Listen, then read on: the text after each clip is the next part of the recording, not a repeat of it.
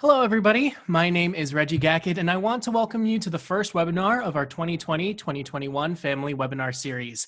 I'm the Assistant Director of the FirstYear Center, and tonight I'm joined by three of my colleagues, Will Andrews, Associate Director in Residential Life, Andrew Watling, Associate Director for Dining Operations, and Rebecca Miller, Assistant Director for Nutrition and Dietary Wellness. We are excited that you have chosen to join us for tonight's conversation. Some information before we get started. First, we want to make sure that you know how to submit questions during this webinar. You will notice that we have given you the ability to ask questions via the Q&A feature. Two of our professional staff members within the FirstYear Center are helping to field these questions.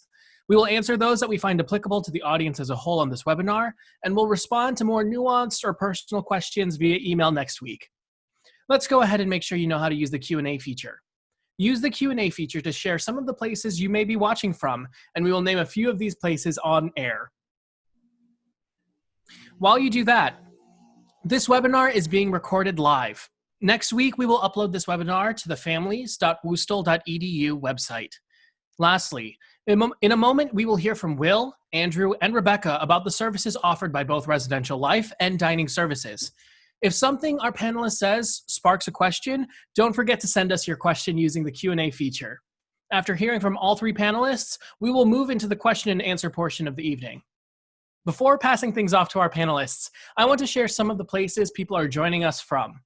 We have families tuning in from New Jersey, Philadelphia, Cleveland, among many other places.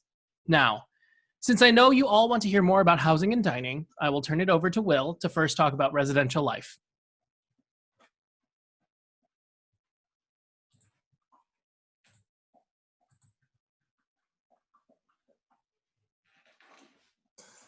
Well, hi, everybody. Again, my name is Will Andrews, and I'm in Residential Life as the Associate Director and Director of Housing Operations.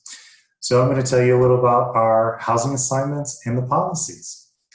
Our housing assignments the housing application allows students to make edits to their housing application all the way up to May the 31st. What does that mean? You can go back into your housing application, you can make roommate requests, you can change your meal plan. You can change your housing preferences. So if some of you chose that you would prefer to live in a traditional double versus a single or a modern, you can go in there and make edits to that piece of the application also. And then you can update your emergency and missing person contact information. So again, you can do all of that all the way up until the 31st. And then after the 31st, that's when we lock down the application and no changes can be made after that. We also just want to remind all students and their families, traditionally before, your families would have been the one working with your high school counselors regarding disability accommodations. Now you're going to be a college student at WashU. It's required that all students self-identify themselves. So you should definitely visit the disability resource site to be able to submit any requests for disability resources while being a student at WashU. So picking a roommate. This is probably the most exciting time of your college time when you're going to pick out a roommate, or not pick a roommate, but you're going to be selected or potentially selecting your own roommate. First, you can log into the application and you can search for roommates that you've probably met through other social media outlets. Or you can fill out, well, you have to fill out the section in the application to be able to answer a couple of matchmaking questions. So it's kind of like Match.com. You're going to say, you know, do you go to sleep early? Are you a messy person? Do you prefer to have the room cold or hot? We're going to basically take all of those questions, and we have this system called StarRes where we collect all of that and we match students up based off of their preferences. And again, we don't always get it 100% right, but we try our hardest to try to match people up as best as we can. As far as policies, you're going to hear all of these policies when you arrive to campus. Your RAs will review over them. Just a couple to kind of go over, which I think are going to be really important as students, is the roommate agreement. You and your roommates will sit down together and come up with what the agreement would be living in the space that you're going to be potentially sharing, or your suite mates. Parents, one of the biggest policy breakers of first-year students in the first 2 weeks is losing their room keys. And we usually give a grace period at the beginning, but after that, each time a student loses their key, we do charge a $10 replacement card key. But that's usually the very first violation all first-year students break. Our kiosk runs out of keys consistently, but at some point they keep up with them. And then I would think the other policy that is really important for you all to know right now is we have quiet hours. Typically throughout the weekday, students are, it's 11 p.m. to 9 a.m. And then on the weekends, it's 1 a.m. to 9 a.m. in the morning. We don't do room changes for the first 2 weeks of school. So we try to encourage students to develop, again, those roommate agreements. And then after the first 2 weeks of school, we will start looking at students potentially wanting room changes. But because we are full, room changes usually are turned into swaps. So as students are typically making friends, if individuals want to swap with one another, that's the kind of changes we'll have taking place in the fall. So things that you can bring to campus and what not to bring, again, I'm going to encourage you to follow the newsletter because that's going to be the space where you're going to have a lot of that information. We also have a lot of it on our website, on our Res Life page. But if I have to pick out a couple of things that I think you definitely should not bring is any animals, so your pets or anything like that, those need to stay home. Other things such as hot plates, candle warmers, get plug-ins. As much as I know we all love to have our room smell really great, we need to leave the candle warmers at home. Little Glade plug-ins work out really great. But things that you might want to consider bringing and things that you want to talk with your roommate about are microwaves. You know, you might not need to bring, each roommate might not need to bring each one, but you might want to share one, or a micro refrigerator, or a Keurig, or the one families, and I think our parents will definitely get this, specifically our mothers, but an iron. You know, occasionally you're going to have to do presentations in front of your class or go to a nice function. And it's always funny that many students don't think about bringing something for an iron. But we do have a laundry service on campus as a student-run business, so you can always try their dry cleaning services there.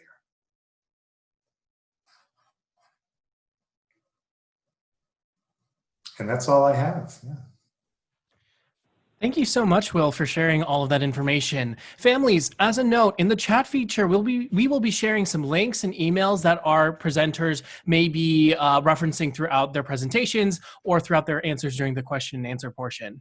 Will, while hearing you speak, I was reminded of a question I think many families may be wondering. What is the difference between a modern residence hall versus a traditional residence hall?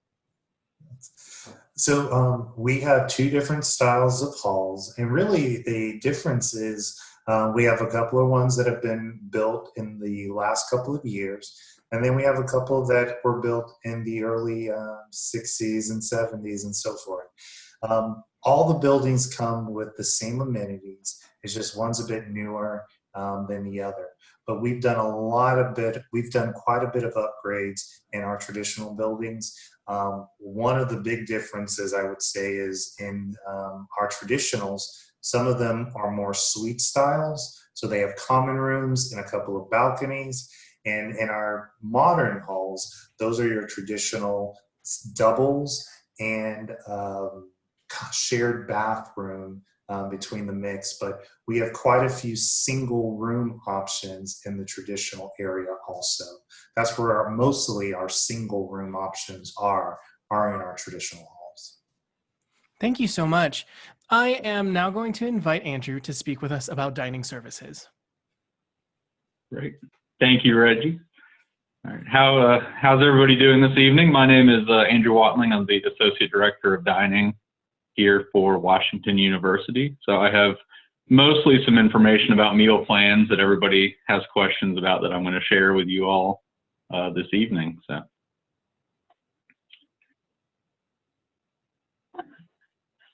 So the first thing that I like to always start off talking about our meal plans is that the meal plans here at Washington University are fairly different than what you see at a lot of other universities, in that our meal plans are entirely declining balance meal plans. There's no meals per week or meals per semester that you see at a lot of other campuses.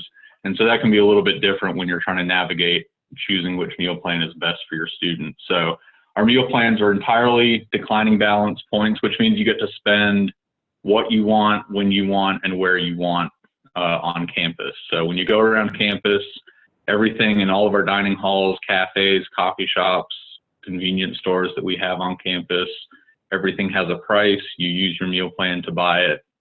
So that means if you only want a light snack for breakfast, you're only going to pay for what you're eating.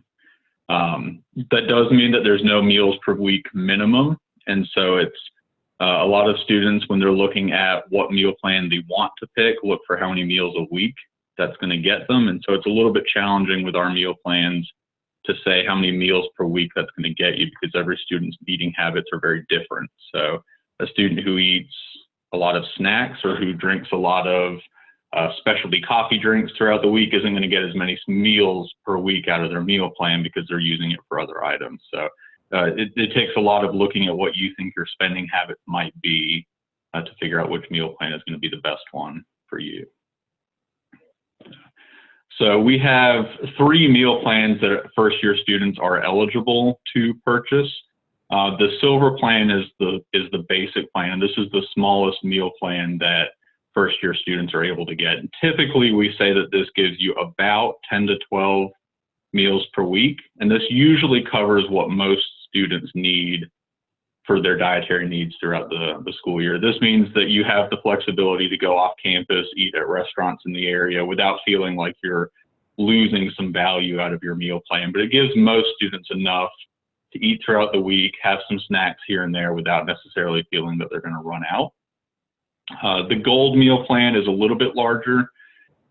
Typically, we would say it gives you about 13 to 15 meals per week, but again, that varies significantly. If your student is into eating more expensive snack items or just larger meals in general, they may not get that many meals per week out of it. So we like to say this one's good for students who know that they're going to snack more often or are going to be looking for late night meals more frequently, or they're going to be using their meal points at the convenience stores on campus to buy things like snacks for their rooms or, drinks. We even sell things like gallons of milk and other items like that students may want to have in their rooms. And so this is another way that they can use it as well.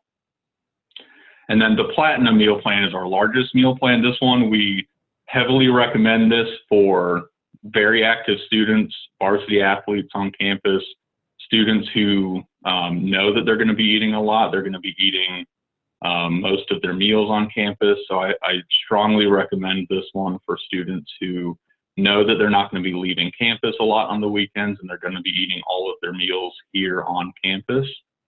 It also depends a lot how many meals breakfast your student thinks that they're going to be eating. A lot of students, against our best advice, don't eat breakfast all the time. And so that's a meal that doesn't always get counted in, but some students do regularly eat all of their breakfast, which we appreciate. So that's something else to keep in mind when looking at meal plans and which one's going to be the best option.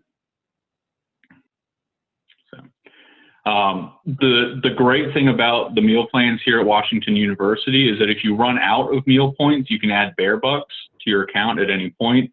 And the great thing about Bear Bucks is that they have the same value to you as the meal points from your meal plan. So there's no penalty for running out.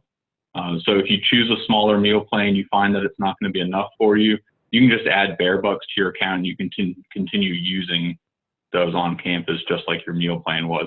Bear Bucks can also be used for laundry on campus, the university bookstore, and there's a fairly long list of off-campus locations that you can use Bear Bucks at as well. So it's another really good way for parents to give their students some spending money to use on or around campus without just sending cash directly to them. So if you do think you're going to run out of meal points, you can go and add bear bucks. They can be added in basically at any amount. So you can add them in small increments until you get all the way through the semester. So I like to try to make sure we remind students and parents that you're not going to necessarily be penalized if you pick too small of a meal plan. You can just add bear bucks.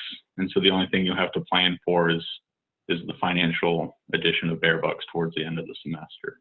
So if you choose too large of a meal plan and you have some points left over, they will roll over from the fall to the spring, and we allow students to pick a smaller meal plan for the spring. So if you choose, let's say, a platinum plan for the fall and you have some left over, you can go to a silver plan for the spring and then use some of the leftover points to make up the difference. We also have some opportunities for students to donate some points if they have some left over to a food security fund on campus that goes to helping students who do have some food security challenges have enough meals while they're here as a student as well. So when you use your meal plan, the WashU meal plan can be used at any dining location on campus. There are a few eating areas on campus that are not operated by dining services. So those are not able to use your dining plan there, but you can use bear bucks there. But everywhere else, the main dining halls on campus are all operated by dining services. We also have a 24-hour mini mart on campus and 2 convenience stores. So there's plenty of opportunities for students to use their meal plan points on campus. So, but we have operations that operate from 7 a.m. to 3 a.m. During the school year. So like I said, there's plenty of opportunity for 3 meals a day and late night snacks and plenty of stuff in between for students to use their meal points. So, and we list the menu price with all of our items. We're not trying to surprise your students or make them guess how much they're spending. So we make sure that all the menus have prices listed. It's clear how much they're going to be spending. And then students can view their remaining balance if they go into their WebStack account, or if they ask for a receipt at the time of purchase, that also always has their balance on there. So if students are unsure how much they have left, they can always ask for a receipt and see what their remaining balance is. And this is especially relevant when you start getting towards the point in the semester where students might start running out. We like to make sure that students are keeping an eye on that so that they can start adding bear bucks ahead of time if they think that that's going to be a concern. Thank you, Andrew, for sharing that information. While hearing you speak, I did think of a question that I have for you. How has the university adjusted dining services given our current situation with COVID-19? Yeah, so we are very much still in the planning process for what that's going to look like for the fall. So it's a little bit difficult to speak on any specifics. What I will say is that we are, at a bare minimum, we're absolutely going to make sure that we are meeting whatever St. Louis County guidelines are in play. And in almost all of those cases, we're going to far exceed the safety precautions that they're recommending. Most of those are going to be looking at spacing out students as they come into the dining hall, setting up good barriers and flow patterns to make sure that people can stay 6 feet apart while they're going through. That's going to mean we're probably adjusting the way that some of the things look just so that we can help get students in and out a little bit faster and make sure that they have seating areas that help them maintain a safe distance. So it's going to mean probably rearranging some tables. We're looking at table dividers so that everybody can sit down without coughing and sneezing on each other and things like that. So I think it's going to be a definite challenge, but we're going to make sure that when students come into the dining halls, they are as safe as they can be. We've already implemented that all of our staff have masks on. We have shields up in front of the cash registers and everything to make sure that while they're preparing and serving food, they're masked, they're getting temperature checks when they come into work. So we're already working on a lot of the safety precautions that you're going to see in the fall. Amazing. Thank you. I will now turn it over to Rebecca to talk about nutrition and healthy eating on campus. Hi, everyone. We're so excited to have you, and congrats and welcome to WashU. I just wanted to talk a little bit about nutrition on campus, how we work with students who have special or dietary preferences and needs, cultural, religious nutrition needs. So we'll talk about all of those and more. So again, welcome to WashU. I just want to give you a little bit of a background on kind of our nutrition philosophy here in our dining program. We really aim to create a supportive and comforting environment that has not only delicious but nutrient-rich food that's good for our mind, body, and soul, because we know college dining experiences need to be a well-rounded and all-encompassing environment. So our goal is to create balanced meals that are ethnically diverse, readily accessible, full of variety, and considerate of any food allergies or intolerances that your students might have. And we also aim to create environments that are friendly for food allergies, but as well as individual and then group nutritional needs. So it's really, again, an all-encompassing dining environment that we aim to create. So WashU needs to feel like home for your students, and we want their foods that they eat to be ones that they love and that they can learn how to eat well now, but as well as later when they leave WashU. So just to talk about some of our specific nutritional needs and preferences that we really make sure that we're meeting the needs of those groups. We have various halal meals, kosher, vegetarian, and vegan meals around campus. And I'll talk more in a little bit about our process for our students who have any food allergy or intolerance concerns. And you can look more thoroughly at what is available for halal and kosher. But as Andrew was mentioning, we're in the very much planning stages for the fall. But we're also really looking at what is that menu going to look like? How can we improve and expand what we already have, regardless of what's going on? And then we can tailor and streamline it to make it appropriate with all the COVID things that are going on too. So in some of that planning, we have the Duck Comfort Station that has halal menu options available, and the World Fusion at Dinner in Bears Den is also a great place to go if you have halal needs. And then we also have kosher and halal pre-pack options on campus, and then we have a specific station in our Bears Den where you can grab both a hot lunch and a dinner program or dinner meal options. As well as vegetarian and vegan, again, that's incorporated into both like our standard or daily cycle and our cycle weekly menu. So again, just lots of variety and lots of options of where you can get some of the foods that you're looking for and really do need.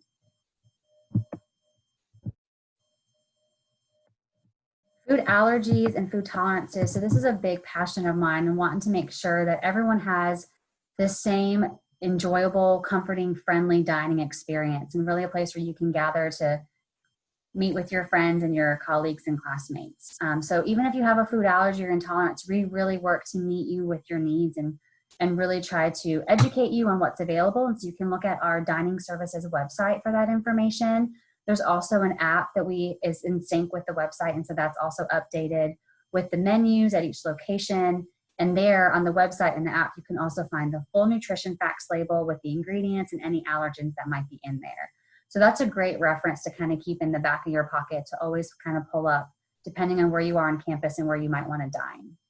Additionally, you'll see some icons here, and these are some top 8, top 9 allergy icons that we kind of go an extra step to put those on our menus and our prepackaged items around campus, so that if it does contain, as you'll see here, eggs, dairy, wheat, soy, nuts, you can see that really clearly called out, just to make it easier to identify, because we know everyone is rushed and is pressed for time. So we're trying to help with that process too.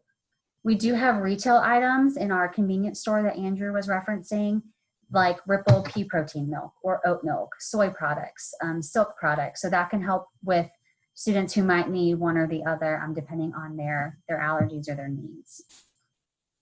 And then just to kind of give a little bit of a reference, because I know a lot of students reach out to me with a nut allergy or a nut intolerance. And just to give some reassurance, we really don't use nuts in much food production. You're not going to find those when you go into Bears Den at the stations. The one place that we really do use that is in the bakery, and so it might be in some muffins or some scones. And so you might look out for that and just kind of be cautious with where the nuts might be. But that's really the only place on campus that they're utilized. And so I hope that provides some reassurance. And I'll reference this in my next slide, but you can always reach out to me and we can walk through these steps kind of more individualized for you too, if you do need that. So just to go a little bit step further, if someone really has a number of food allergies, or they're really sensitive, highly sensitive, especially to any potential cross-contamination, while we do try to prevent that and minimize it anyways, we have a couple different processes that a student can take advantage of. And one, and again, this might kind of depend on the fall, but you can always go up to the manager on duty or the executive chef at that specific location where you're choosing to dine and ask, let them know about your needs, your food allergies or intolerances, and they can make a meal fresh, special for you in a separate area of the kitchen. The only trick with that is that you have to kind of treat it like a restaurant, and you have to wait the 20 to 30 minutes it would take to prepare that. And so to prevent that and minimize that wait period, we utilize a mobile ordering system or an app called Get Food. You can download that on your phone for free. And that app allows us in a separate area of the kitchen to prepare that food. And so most of our students with a number of food allergies or that cross-contamination concern, they will utilize Get Food to place their order. So it's prepared separately, just like if they were talking to that manager or chef, but it saves them that wait time in between. So you can actually place that order 30 minutes in advance, 4 hours in advance, or even a day, a semester in advance if you really did want to. But then again, you can always reach out to me if you have any questions or needs that arise before a semester, during the school year, and throughout, because I'm here as a resource for you to make you feel comfortable and engaged in the dining environment here. And then lastly, I feel like another frequently asked question that I always get, but I want to make sure that I'm sharing with you, is that we have the healthy meal option is always kind of the question. Where can I get that? What is it? What does it look like? And at WashU, this is a WashU specific program. It's called the Bare Balance Program. And it's basically me working with the chefs to identify some criteria, but really improve the quality and the availability of the nutrient-rich foods around campus. So think of these as your RD dietitian recommended foods. You can look for the little Bare Balance icon that's right up at the top of that slide and know that these items are chef crafted, but designed with the dietitian in mind as well, so that you're getting in full, complete, balanced meals that are nourishing, good for you, energizing, but also delicious, right? It's really important that food is not only good for you, but it also tastes good too. And just to give you a little bit kind of like what the meal would comprise is whole grains, lean proteins, vegetables, fruit, complex carbohydrates. And I do have some benchmarks that I work with the team on kind of watching out for added sugars, animal-based saturated fats, sodium, and calories as well. But I try to defocus those numbers. We want students to enjoy their food and eat more kind of in tune with their body and not worry so much about the numbers behind them. So let me do the worrying for you and do that planning, and you can just look for the Bare Balance icons around campus. Thank you, Rebecca. I want to ask an initial question that some of our families may be wondering. When should a student reach out to you if they have significant dietary restrictions and would like to connect one-on-one? So they can do that at any time. I've had a number of students already reaching out through this spring for next fall. So really anytime we can kind of set up a quick email. Usually it takes them more like a phone call just to kind of connect, and then we can connect again in person when the school year gets closer and starting to make you feel more comfortable as well. Amazing. Thank you. Family members, we are seeing a few questions regarding COVID-19. Chancellor Martin has appointed a fall contingency planning committee. We anticipate a recommendation from that committee will be available at the beginning of June. Both students and family members will be emailed with information about fall as soon as it's available. In addition, Residential Life is working with public health and infectious disease experts to ensure that we can offer a safe housing option and environment. This may look slightly different than it has in the past, but it will still be a highly quality residential community as well, and as we always offer. Habif Health and Wellness is also reviewing the organization of our medical services and working with Residential Life to explore quarantine spaces if they may be needed during the school year. Again, more information will be available soon, and we will host a webinar to answer more questions regarding COVID-19 as soon as the fall plan is released. We will now be moving on to the question and answer portion of our webinar. As a reminder, please submit your questions via the Q&A chat function. Will, we have a question. Should a new student be requesting a roommate if they're hoping to get a single room? No, they should rank they can still request a roommate because we do have some rooms and suites that have multiple rooms in them. So they can still request a roommate, but it's not a guarantee that they would necessarily receive a single room. More likely, if they request a roommate, they will be in a double with the roommate that they've requested. Great, thank you. A question about dining. Andrew, could you give us a sense of what some of our food items cost? For example, what's the average amount a student may pay for a lunch or dinner, and what might that include? Yeah, definitely.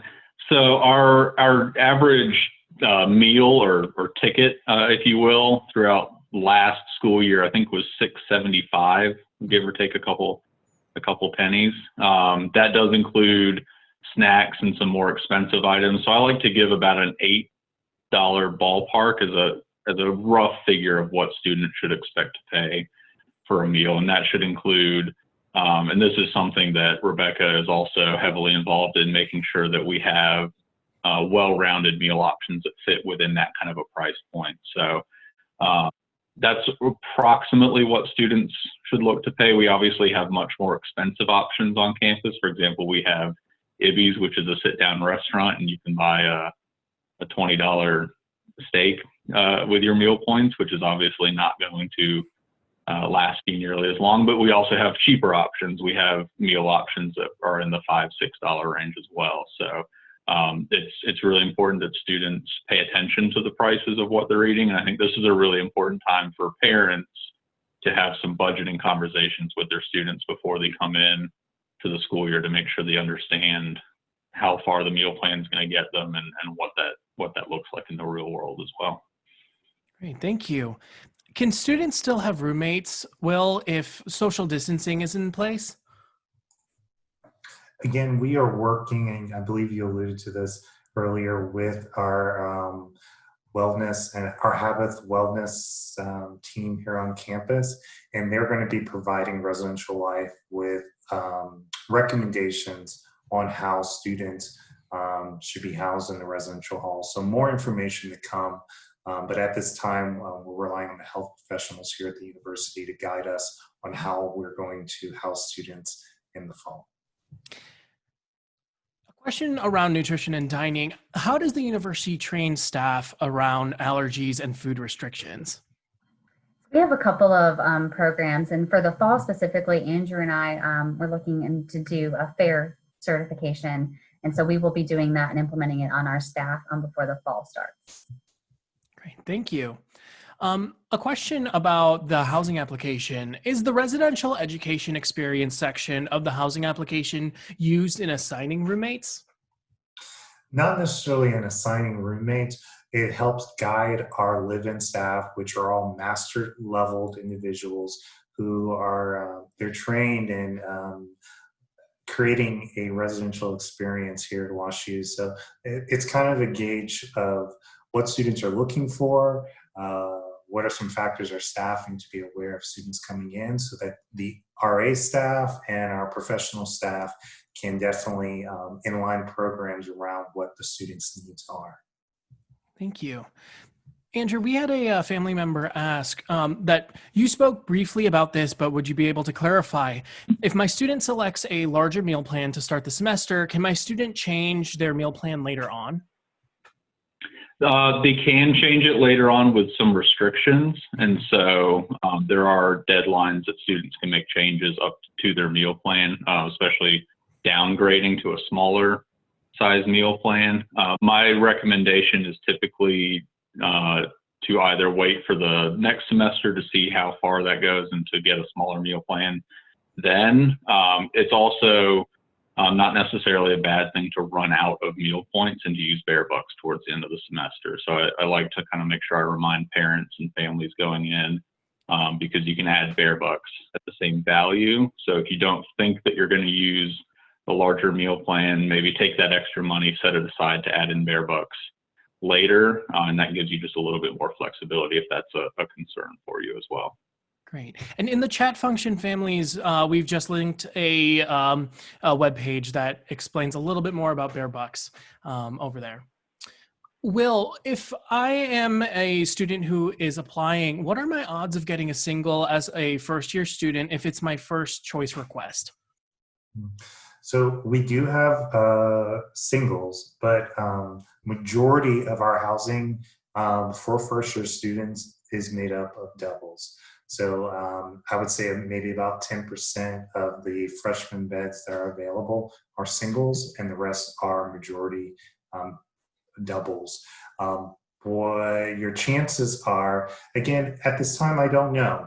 We have to wait until all of the class submits all of their applications, and then we will run our housing process and base it off that. But I will tell you, we do our best to get students in their first, second, third choice. As again, in the application, we have you rank all 8.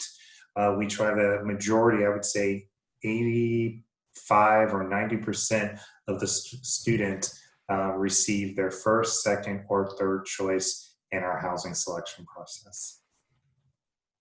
Great.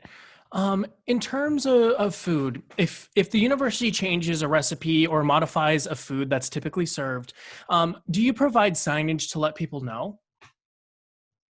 So our menus are pretty set in advance. And so if we're changing something, you're gonna know in advance. Some of our chef specials might be posted or changed more short term. Right now it's probably closer to a couple days, but in the future for the fall, it's gonna be closer to like a week, if not more. But again, the website is really the best place to get that and kind of keep that, and like I said, in the back of your pocket so that you're always checking it if that is of a concern for you, so you can really know what's available and just kind of stay in tune with that. So yes, it is posted and it's available in advance. We have some family members asking, what is gender inclusive housing? So gender inclusive housing allows your student to be able to choose and live with whom they want, no matter gender, race, ethnic background, you name it. We provide gender inclusive housing. So all of our restrooms, for the most part, are all gender inclusive, except in some of our buildings where the restrooms are gender specific. But yeah, that's really what it is. We allow the students to make their choice for themselves, and we will accommodate. If any student feels uncomfortable, we encourage them to reach out to Residential Life if they don't feel comfortable putting it on their housing application. And our assignments team will work closely with those students to ensure they're in a safe environment where they feel like they can be themselves. Great. In terms of the dining plan, how does the pricing compare to, say, local grocers and restaurants? And is one meal point equal to $1 in the meal plan? How does that work? Great. So one meal point is not exactly equal to $1. With every meal plan on campus, there's an additional overhead charge, and that's one of the reasons that we require all students to have some kind of a meal plan so that everybody's paying into support kind of the infrastructure of campus dining here at Washington University, and that includes a lot of the additional amenities that we have and some of the other resources that we can provide for students. As in regards to pricing of restaurants around campus, we try to make sure that we keep that pricing competitive to the good for students and you all. Certainly with restaurants in the area. Grocery stores, we're not necessarily competing price-wise because we're operating in a different capacity than they are. So we do make sure that we try to provide in our convenience stores, we try to make sure we provide items that are some priced somewhere between a grocery store and an actual convenience store. So they're not necessarily going to see the prices that you would see at a Walmart or a Target, but they're not going to be necessarily the same prices you would find at, a Walgreens or a 7-Eleven if you were to go into one of those and buy those items. So we try to find a balance for those items. So we do try to make sure that our meals are reasonably priced, and that's one of the things that we put a lot of effort into the menus to make sure that students can get full, well-rounded meals within a balanced price point. That's our biggest goal.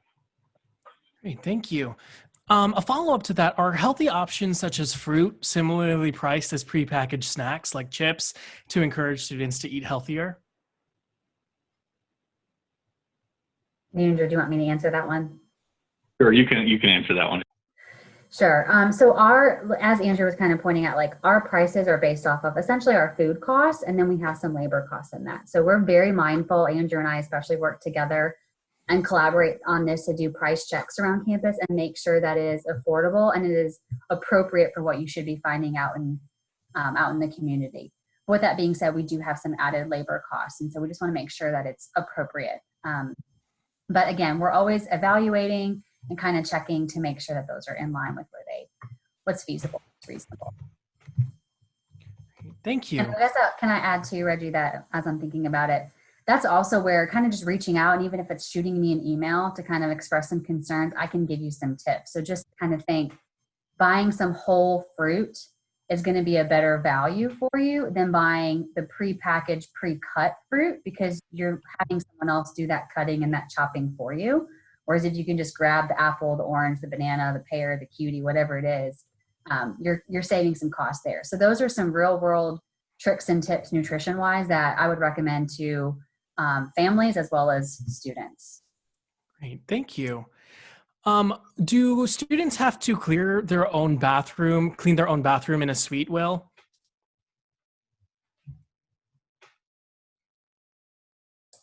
So we have a scheduled housekeeping that goes through and clean all of the restrooms in all of our first year areas. So they'll create some really great relationships because it'll be typically the same housekeeper that goes in on a scheduled basis to make sure those restrooms are cleaned and prepared for the students.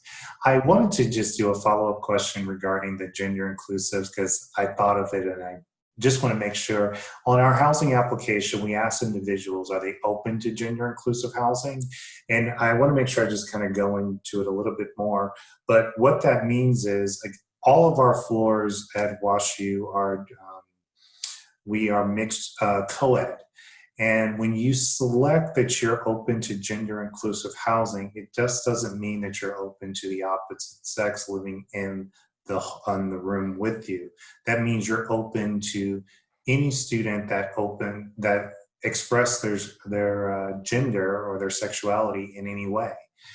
So we want individuals to be it's very important when answering that question, they answer it very carefully, because when we place students who are looking for gender inclusive communities or roommates, we will match you up based off of how you answer that question on the housing application. Great, thank you so much. We have a number of family members who are asking when they can ship items to campus and what local shopping options are available. The answer to that is 14 days before your student's move-in date is when you can ship items to campus. And then in terms of the local shopping options, there is the Shopping in St. Louis guide that has at the bottom of it the packing list, and we will put some links to that into the chat as well. We have a question in regards to unused meal points. Do students get reimbursed for unused meal points at the end of the semester or year? No. So at the end of the year, unused meal points stay with dining services. So we do a few things to try to help students manage that. The first one is allowing them obviously to buy a smaller meal plan for the spring semester, and the fall does roll over into the spring. The other options that we have, we allow students to donate their meal points, which I think I mentioned earlier. We also have an opportunity for students to transfer meal points to another student if that's a need that the other student might have. And then there's opportunities for them to use those meal points to buy items at the end of the semester as well. So at the end of the spring semester especially, we'll see students spending down the last remaining bit of some of their meal plans. You can buy items that get donated to the food pantry. You can buy items that you just get to take home for the summer with you as well. So we try to make it as easy as possible for students to spend money if they have any remaining on their meal plan. Most of our students find themselves in the opposite situation, and they actually have to add a few bare bucks at the end of the semester to get through. And that's one of the reasons we size our meal plans the way we do, is I would much rather have a little bit too few and you have to add some at the end to get through than you have a whole bunch of meal points left over at the end of the semester. So. Great, thank you. Will, can you talk a little bit more about the building amenities that can be found in each of the residence halls? So we have families asking, is there a kitchen? Is there laundry? What kinds of stuff can they expect to find in each res hall? Yes. So in each residential college, there are kitchen, there are community spaces, there are computer labs, printing stations, there's laundry, there's TV, cable. In most cases, there's multiple televisions for those individuals that like the PS4s and all those gaming equipment. We also have music rooms. So if you are an avid piano player or guitar, we have rooms on the South 40 for students where they can be enclosed and be able to play music. And in one of our common room areas, we have mirrors set up. So if you are part of a dance team or if you like to practice, there's mirrors for you to practice your activities there. So we are your home away from home. And yeah, if there's any other questions you have, please put them in the question box. We'll definitely be able to get them. But I think we provide all the amenities from tutoring spaces to campus security that's on the South 40, to the dining, to the FirstYear Center that's on there, academic resources, all of those things to make your experience great. Great. Andrew, we had a follow-up regarding the points versus $1 question. So is the price that a student sees in the dining halls the equivalent of a point? So for example, if the sign says that a hamburger is $5, is the student paying $5? Are they paying 5 meal points?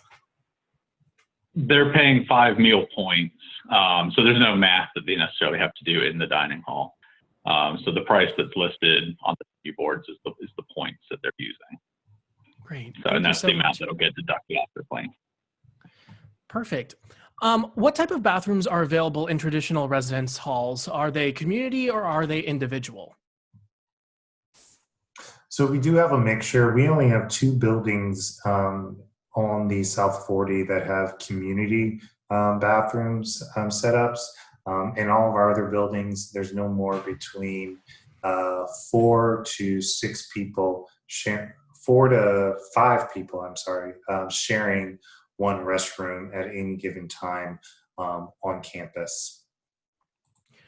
Thank you so much. So we are going to ask one last question for the evening. As a reminder, any questions that we were not able to answer during this webinar will be addressed via email directly to the person who posed the question.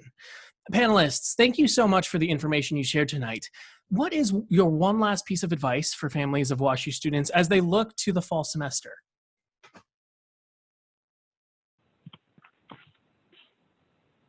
I'll go first. My biggest piece of advice, especially related to dining around food, is let your student encourage your student to be adventurous, to try new things. This is going to be the absolute best opportunity they have to try foods that they've never tried before, to meet people that they've never necessarily shared a meal with before, and to just have some of those experiences in a safe and controlled environment. And so I would strongly encourage you to push your students to try new things and to just take some chances. I know it sounds funny to say take chances with food, but that's a really big life skill that a lot of students can take away from college.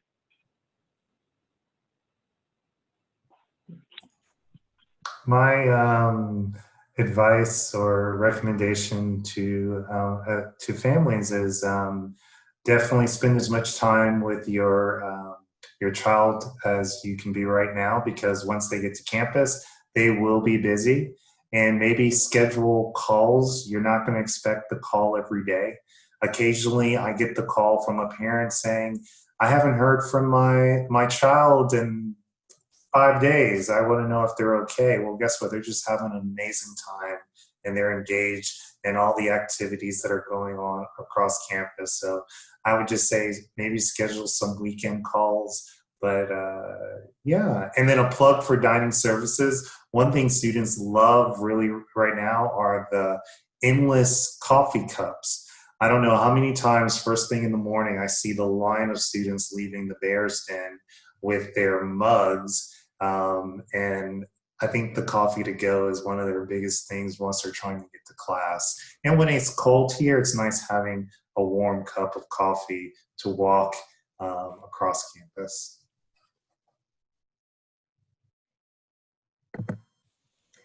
The mom in me is just going to say to enjoy and relax as much as you can over the summer, because being away from home, I mean, this will be a transition for both the families, the parents, the students, for everyone. And so it's a fabulous time that you're going to look back and think fondly of, but it's definitely a transition. And so I think everyone just wants to have some time together and enjoy that time. And really, I mean, from a dining and nutrition perspective, I would say actually start to teach your kids some of your favorite recipes that you guys make at home, so that you can come to campus and share those and send those to us. And so we can help to kind of share them and create them and replicate them for your students to have while they're here. So teach them to cook, just like Andrew was talking about life lessons about trying new foods and budgeting your meal plans or your dollars. Like, that's a valuable skill you're going to learn here. I would also say, let's start to teach them to cook this summer and share those recipes with us. Panelists, thank you so much. The information you provided this evening was extremely helpful.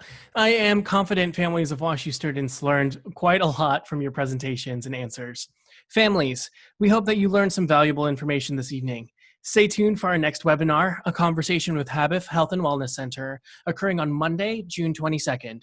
You will be able to register for this webinar at families.wustl.edu. We'll see you then. Thank you.